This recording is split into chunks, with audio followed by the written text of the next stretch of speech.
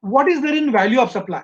So any amount on that we calculate value on that GST is to be levied. Actually, there will be a separate problem in the exam, but then we have to understand these things for calculation of value of supply. What it will have in the value? Anything which is there in the name of taxable value of goods and services. For example, raw material purchase, then carriage inward, wages paid to worker, all expenses which are incurred in the factory, all expenses which are incurred in the office, all expenses which are incurred for selling and distribution, everything which is forming cost of the goods and services. Again, what it will have? It will have all taxes and duties and cesses except GST, because we are going to calculate GST. So GST will not be forming part of the value. We cannot have GST on GST.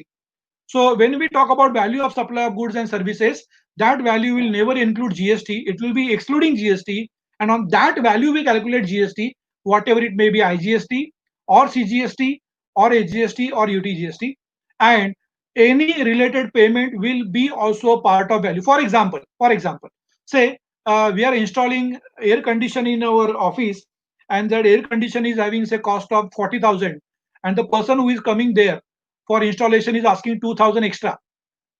So when they will issue a bill to us, they will say in the bill, suppose they want to show it separately, cost of AC 40,000, installation amount 2,000. So on the entire 42,000 there will be GST.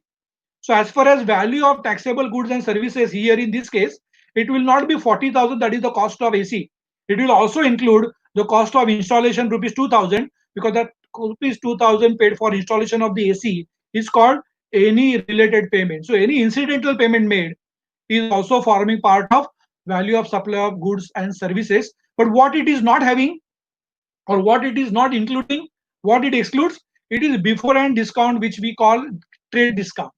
Trade discount is the discount which is not billed. For example, when you go to any shop and you find, say, for example, again take the example of air condition, and there it is actually written MRP as say 44,000, but in the bill that 44,000 air condition is billed to you as 40,000. So 4,000 discount is given to us. That 4,000 discount is there in the name of trade discount, that is beforehand discount, and that will never ever form the part of value of supply of goods and services. And again, I said GST can never be a part of value of goods and services.